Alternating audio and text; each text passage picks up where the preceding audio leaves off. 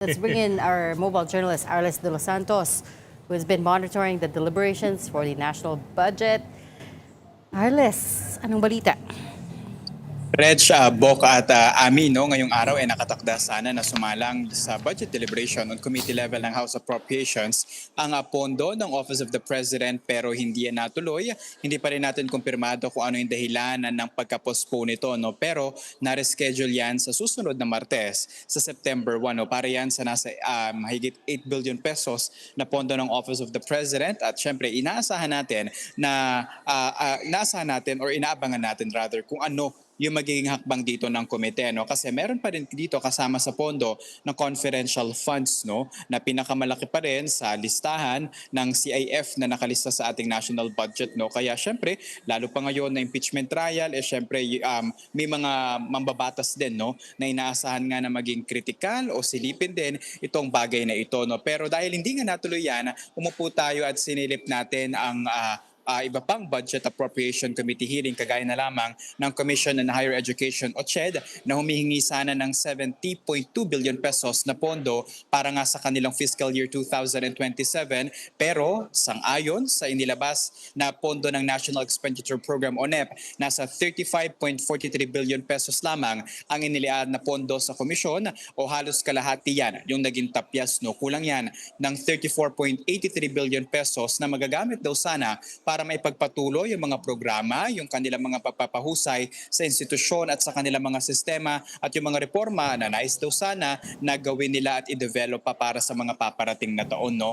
Pero kasi on recent years, nakita natin na talagang hamon sa CHED na makakuha ng mas malaking budget. No? For example, noong nakaraang taon, or noong 2024 rather, no? 40 billion pesos yung kanilang hiniling na budget pero sa NEP, 30 billion pesos lamang. Pero paglabas naman ng GAA, tumaas yan yung 30 billion ng 37 billion.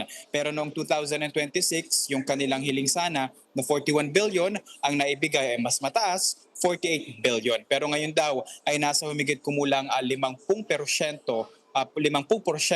ng 70 billion na hinihingi nila ang hindi maibibigay. At kasama dyan yung ilang mga programa na hindi nila posible na mapokusan o mabawasan yung mga benepisyaryo na nakapaloob dito. Yung state universities and colleges nga daw, binawasan ng 3.34 billion. Nagrereklamo yung ACT Teachers Party List, Arles. Kasi sabi nila, bakit yung state universities binawasan ng ganyang kalaki, samantalang yung Office of the President may 10.8 billion na confidential and intelligence funds. Tama ka dyan, Ami, no? At kabuko doon sa pondo ng mga state universities, no, may question din ang ACT Teachers Party List kung bakit tila mabagal yung regularisasyon o yung plantilla items na ibinibigay sa mga instructor ng ating state universities and colleges. No. Sa huling tala, mayroon ngang 20,964 na faculty na ngayon ay nasa job order or contract of service pa lamang. No. Ito yung tinatawag na non-plantilla positions. So ibig sabihin, sa iba't ibang rehiyon sa bansa ay nagkalat talaga sila.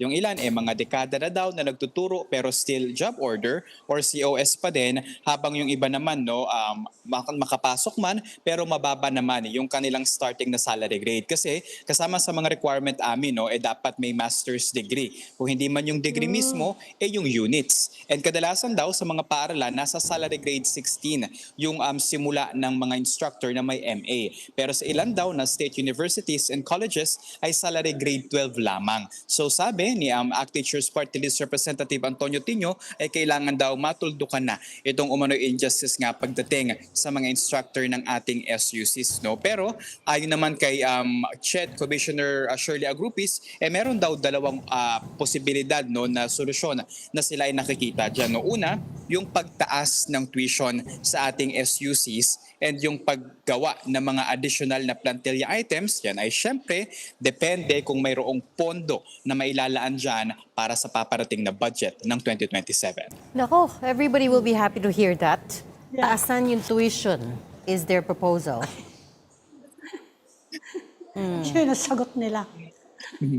Pero actually, Reg, no, kung itataas yung tuition, sa ngayon nakikita natin, this seems like a challenge for the Commission on Higher Education, no? Kasi nakita natin dito na meron talagang mga masusubok na parts, no? For example, may malaking bawas doon sa pondo ng tinatawag nating UQATA. Yan yung Universal Access to Quality Tertiary Education kung saan 29 billion pesos short sila. And ang pwedeng maapektuhan dyan ay nasa 1.06 million na mga benepisyaryo. No? So talagang may hamon. Ang nakita natin doon sa table kanina ng Commission on Higher Education ay yung mga beneficiaries na hindi mabibigyan ng slot for scholarship, no? And kabukod dyan, doon din sa NEP, no, kulang din daw sila ng 697 million pesos para doon sa kanilang scholarship programs. And kabukod dyan, 331 million naman yung kailangan para sa digital transformation nila, pero wala raw inilaan na pondo para dyan sang-ayon sa ating NEP. Usually when they cut an agency's budget, there are questions of absorptive capacity dyan, meaning yung ability ng agency na gamitin yung pera in an efficient way. Was there any talk of that earlier, Arlis? Meron, Reg, no? Kasi kanina napansin ni Congressman Chel Jokno ng Akbayan Party List na tila daw mayroon pang unutilized na fund ang Commission on Higher Education na nasa 21 billion pesos pa. No? Pero ang paglilinaw ni Commissioner Agrupis, ang kadalasan daw na pagsisimula ng mga klase or operasyon ng mga state universities and colleges or higher education institution ay kadalasan August. So inaasahan nila na bago matapos yung taon ay mayu-utilize na yung mga pondo na ito. Kaya pagpasok ng susunod na taon, syempre panibagong semestre na naman, kailangan ng panibagong pondo, and pag dumating muli yung susunod na academic year sa 2028 na syempre kasama dyan sa mga dapat nilang pagpukusan kung magkano pa yung pondo or yung utang nila sa mga SUCs, maging yung mga may scholarship programs sila, no? Parang nabawasan naman on previous years pero mayroon pa din hanggang sa ngayon at umaaray ang maraming mga state universities and colleges natin dyan. But they're confirming na gano'n nga ang underutilization rate nila, 21 billion. That's half of their budget. Yeah. And matatapos na. It's already end of August already. Yeah, kinumpirma naman ni Commissioner Agrupis, no, pero dahil daw hindi pa naibibigay or naibabayad doon sa mga SUCs, no. And itong August to September yung paggulong ng mga klase ng SUCs natin, at saka pa lang daw ito mayu-utilize, no. So pasok pa rin siya doon sa budget nila for 2026. And ito ay since request na for NEP and yung GAB natin na inaasahan at GAGA, doon pa lang papasok yung panibagong pondo na nila ito. Yeah. Pero inaasahan na magagamit naman ito.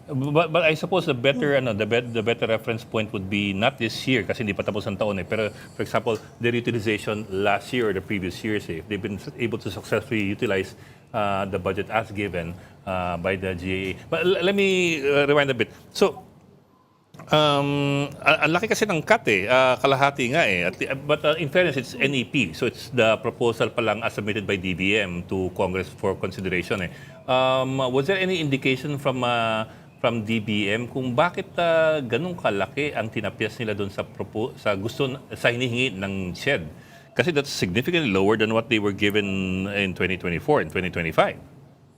Sa ngayon, Bok Eday, wala pa tayong pag-reach out na ginagawa sa Department of Budget and Management, no, at maging yung ibang mga ahensya ng pamahalaan na nagkaroon din ng cut, no, kasi sabi nila, 'di ba, itong 7.2 trillion pesos na national budget supposedly 11 trillion daw sana yan, and kinailangan i-cut short, no. So siguro kasama nga sa mga naapektuhan itong CHED at yung iba pang mga kalapit na mga ahensya ng pamahalaan, no, which of course has to be answered lalo pa at marami ang mag-aabang sa paggulong ng budget deliberations. I know they have not discussed yet yung OP kasi na-skip nga yung OP, the Office of the President But I don't know if you have any data with you. Tama ba ang proposal na for confidential funds ng OP is 2.25 and intelligence funds amounting to 2.3 for a total of 4.5 billion only for OP? Yes, for OP pa lang yan. And yung sinasabi ni Congressman Tino, no, 44.09% daw yan ng budget ng Office of the President. No? So halos mataas daw kalahati. talaga yan. Halos kalahati yan. Kaya inaabangan din natin talaga kung paano. Kasi syempre kung magkakaroon na naman ng parliamentary courtesy, no, baka hindi ito mausisan na naman at sabihin na may special treatment pagdating Yeah. sa Office of the President. No? But unfortunately, hindi natuloy ngayong araw. Though nakita natin na may activities kasi ngayon si Pangulong Bongbong Marcos at Executive Secretary Ralph Recto sa Batangas na binisita ang isang electric firm, no? So siguro kasama yun sa mga dahilan. Because remember, Bok Ed, last year, yung budget deliberation din ng OP, si then ES Bersamin yung pumunta dito, no? At nagkaroon pa nga siya ng courtesy call kay dating House Speaker Martin Romualdez. So we're expecting also him today, but yun, wala at hindi natuloy ito ngayong araw. Ami. Arles, sabi ni Sani Angara, manghihingi daw siya ng budget for guidance counselors for the schools. Billion yung nabanggit niyang figure eh. May alam ka ba kung naisama na nga dyan yung proposal para sa DepEd, DepEd? We need to check, Ami, kung sumalang na ba yung DepEd, pero parang ang alam natin ay hindi pa. But we've heard, no, kahit kay Congressman Tino and Kong Chel na mayroon ngang pagtataas, no, or pagdadagdag ng mga guidance counselor. And doon nagsimula yung topic na bakit parang mas mataas pa yung starting salary ng mga nasa Department of Education kumpara dito sa ating mga SUCs. No? Na yun nga, yun nabanggit natin kanina, pag pumasok sa ilang SUCs, salary grade 12 pa lamang. Pero kapag sa DepEd, may MA ka at naging guidance counselor, kadalasang start ay SG16 daw. So yun yung mga bagay na pinag-uusapan dito so far.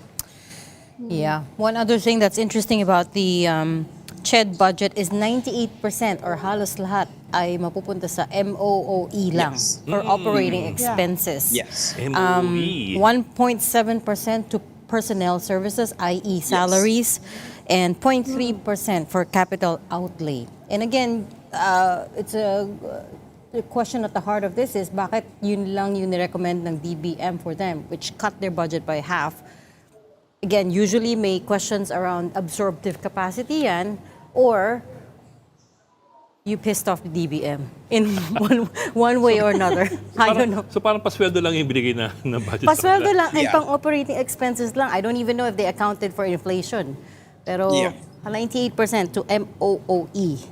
And Reg, yun nga yung concern din ni Commissioner Agrupis, no? Malaking bahagdan ng kanilang budget ay for MOOE. But at the same time, kulang pa rin sila sa mga tao and yung pondo nga nila para sa capital outlay. So, syempre, kung limitado na yung budget nila for the people inside their office lamang, syempre, paano pa sila mag-hire ng other employees, no? Yeah. To ensure daw yung pagbibigay ng quality na assurance na nasusunod yung mga patakaran at mga sistema ng CHED, no, and other higher educational institutions sa bansa. Wala, with that budget, you can't afford to hire new people. You can't even afford to raise salaries. 1.7% lang ng budget mo is for personnel. Anyways, we'll leave that there. Thank you so much for your reporting. Arles de los Santos, reporting live from the Senate. Thanks, Arles. Thanks, Arles. Thank you, Arles.